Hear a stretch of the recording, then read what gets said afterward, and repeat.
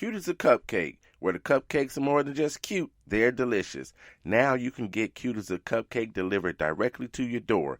Go to www.cuteasacupcake3.com. Yes, that's www.cuteasacupcake3.com for shipping anywhere in the United States. Go get these cupcakes. They're more than just cute, they're delicious.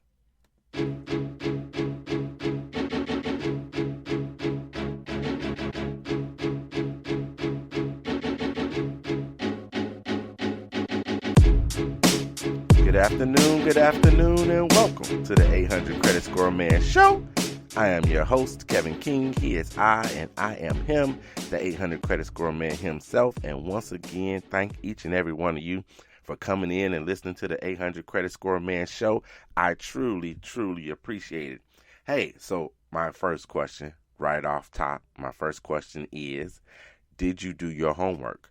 So last week we did a credit score kiss that we have not done in eons. We did a credit score kiss. So I want to know if you did your homework last week. What was that homework if you did not listen to last week's show? That homework was for you to go to www.annualcreditreport.com and make sure you get your credit reports. These are official credit reports. This is a right that you have guaranteed by the Fair Credit Reporting Act, which used to be you can only get this credit report from TransUnion, Equifax, or Experian once every 12 months on a rolling 12-month basis. Now, and part of this whole COVID-19 issue, you can actually check on your credit on a weekly basis by going to www.annualcreditreport.com and get all three credit bureaus there. Warning, because people are still contacting me and saying, hey, I don't see my credit score. No, you will not get a credit score when you go there. You're only going to get your credit report. But what you can do when you get your credit report is check it for accuracies and inaccuracies, any error that might be on your credit report. So make sure you go to www.annualcreditreport.com. Somebody contacted me on Instagram this week and said, hey, where can I go get my credit report? And my reply back was, actually, you can get your credit report anywhere. You can get it from anywhere that gives it to you for free. The Credit Sesames of the world, the MyFICOs, the Mint. I think Mint even gives you a credit report. If not a credit report, they give you a credit score, Credit Karmas.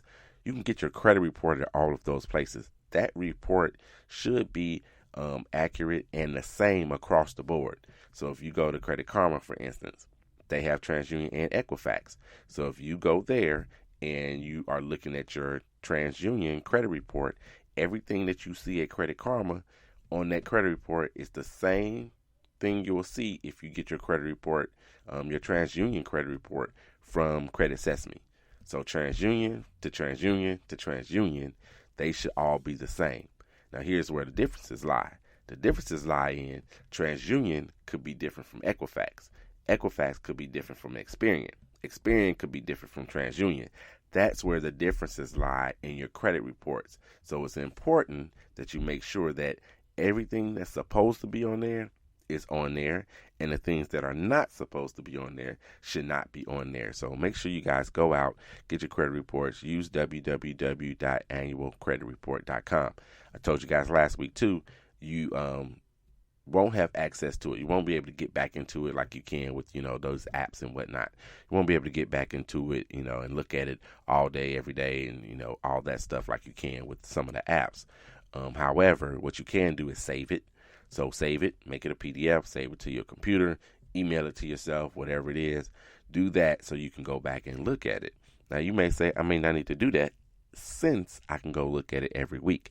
Every week to me is actually a little too much. It's a little overkill because not much is going to change from week to week on your credit report. It's not like when you make a payment somewhere. You got a Chase credit card. You make a payment to it, you can see it the next day. You got a cable account.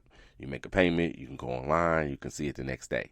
So it's not like that. So your credit reports do not update that fast. They're not, they're not that way. So there's not a lot to look at from week to week. However, that is the option now. So something that you can do. and options are good. So let's move on. So what are we going to talk about today? Today we are going to discuss credit cards. Now, I talk about credit cards. Some of you guys probably roll in your eyes because I talk about them so much. However, today we're going to discuss what to look for in a credit card, or more so, really, what you don't want in a credit card. So we've got to discuss those things because I do want you to get one. It is essential in my mind for your credit report, and anyone worth their salt that is talking to you about credit will tell you that you need one. Doesn't mean you can't have a good score without a credit card. However, it may be difficult to hit that excellent mark, and you may be stuck in the fair range and not necessarily even get to good. So the good range is what? 700 to 749. Excellent is 750 and above. So if you're in the 650s, 650 to 699, then you're in the fair range. That fair range is actually lower than the average in America at this point. I anticipate this will change some because of everything that we're going through, people losing jobs, a lot of unemployment and whatnot. Even though there are things in place to help you with those, your bills and whatnot, but I anticipate that credit score is probably going to fall some the next time they take a look at it, which will probably be at the end of the year or the beginning of 2021. There'll be probably somebody will be doing a synopsis on what's going on with credit scores and whatnot. In addition to the changes that have happened with FICO 10, some of those things may lower your credit report. If you're not exactly sure what I'm talking about, go back and listen to my show that talked about FICO 10. It's probably 5-6 shows back. So go back and listen to that show about FICO 10 as well. All right, so let's talk about these credit cards and what you need to look out for. And so let's do this, especially for the people that are new to getting a credit card, or you have lower credit scores right now. So, you're barely getting approved for them, or you have to do a secured card. This is mainly for you, but also in this are some tidbits for people with traditional credit cards or unsecured credit cards. So the first thing you really, really, really want to look out for is sky-high interest rates. You're going to pay a high interest rate anyway if you have bad credit score. You're going to pay a high interest rate. That's across the board. Doesn't matter if it's a credit card, if you're able to get approved for a home, if you're able to get approved for a vehicle or what have you, you're going to pay sky-high interest. They are going to charge you as much interest as they can. Yes, there are people out there that are paying 23%, 26% for cars. Yes, for cars. And not only that, because the interest rate's so high, that makes the payment very high. So they're not doing, say, 60 months to pay for that car. They're doing 72 months. They're doing 84 months because the interest rate is so high on those loans to bring down the payment in itself. So yes, it costs you dearly to have bad credit. So if you are in that situation, of course, you can always contact me. We'll see what we can do for you here at the 800 Credit Score Man LLC. So contact me 312-600-5855 or send me an email 800@creditscoreman.com. So yes, you got to look out for this sky high interest. And what does sky high actually mean? If it's in the 20s, it's sky high interest when it comes to getting a credit card. In like 25, 26, higher in that range. So look out for sky high interest because that's absolutely going to be something that's going to happen to you when you apply for those places. Annual fees. So here's something that actually I can't stand. High annual fees. I can't stand an annual fee at all, let alone a high annual fee. But yes, high annual fees. You've got to make sure that you're not getting a car, especially if you're on the cusp. Especially if it's somebody that, you've been working on your credit, your score has improved a little bit. Make sure that you don't go to a place that's going to hurt you in that regard. So high annual fees. I hate paying annual fees. There's no secret about that at all. I am a member of Sam's Club, but I hate playing Sam's Club. I just hate to pay a fee for stuff that, I can typically walk in anywhere else and don't have to pay to get there. So yes, annual fees. Even the best of the best cards that with massive reward programs, they have annual fees. Now, I don't particularly like that either, but however, you it's not bad at all. I'm just not a reward point chaser. And I know I'm leaving all kinds of goodies on the table. But what do I always say? I say, know thyself.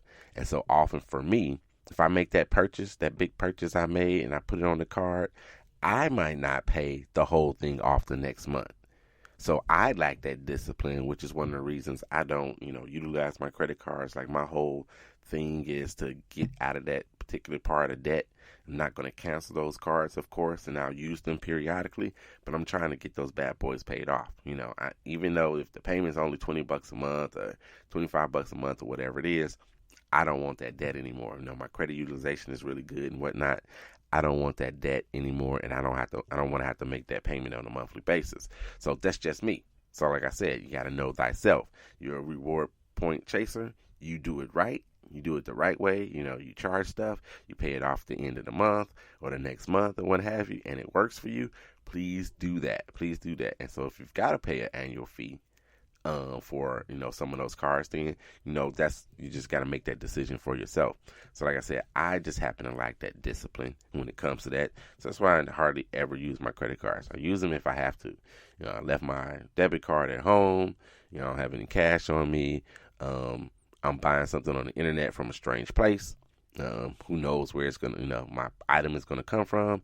I'll use a credit card. There's way more protections, if you will, if you use your credit card. And I think I spoke on that a few shows ago. There's way more protections if you use a credit card versus using your own debit card or, entering your banking information and whatnot. Somebody steals that information, steals something out of your bank account, you might get it back. Maybe most likely than not, you will get it back, but it could take you 2-3 weeks to get it back. They could empty your account, or they could just take the $20 or whatever you spent, the $300 that whatever you spent, but you still have to wait to get that money back. On a credit card, you didn't pay that money up front in the first place, and then when you make that stop payment or you start that investigation, you don't have to pay for that typically if you're in the right. So it's safer to use a regular credit card, which is yet another reason for all the people that are out there listening saying, hey, I do not want a credit card and whatnot. It's a great reason. One of the good reasons to get a credit card is so you can take advantage of those benefits like right there that I just mentioned, and other things as well, renting a car and all that kind of stuff, holding reservations for places and things of that nature. And whether it's a hotel room when you're able to go on vacation again or go visit your relatives, it's a good thing to have a credit card. So I just said, I'm just not a reward point chaser. Now that's not to mean that I've never done it before. Yes, I have done it. Yes, I have used rewards and I've used them with success. My very first flat screen TV that went on the wall, I earned it with points. The whole thing. I didn't pay a dime for it at all. But it's just not my thing. So know thyself in that. So back to the annual fees. So just make sure it's worth it. Whatever the annual fee is, make sure it's worth it. If you're not using the card to help improve your credit and you rarely use the card itself, you actually ever rarely use the card, it might be worth getting rid of. Now, I know, I say do not close cards. You've got to weigh the negatives and the positives when it comes to this. Closing a card could do what for you? Closing a card could lower your length of history, which is 15% of your credit score, right? It can negatively impact your payment history. So you've paid it well, 100% all the time. You're getting credit for that every month that card is open, whether you have a balance on it or not. But then if you close that card, that could negatively impact your payment history. That's 35% of your credit report, your credit score, right? Increase your credit utilization. So when you close that card, it's going to increase your credit utilization. How does that happen? Because you had a limit in there. So now you don't no longer have access to that limit. And so when they do the recalculation on how much you owe other people on credit cards and things of that nature, that is going to make your credit utilization go up. Your credit utilization goes up, especially if you were under, say, you were at 25%, you were at 20%, and then you take that particular limit out because you closed that card. Now maybe your credit utilization is over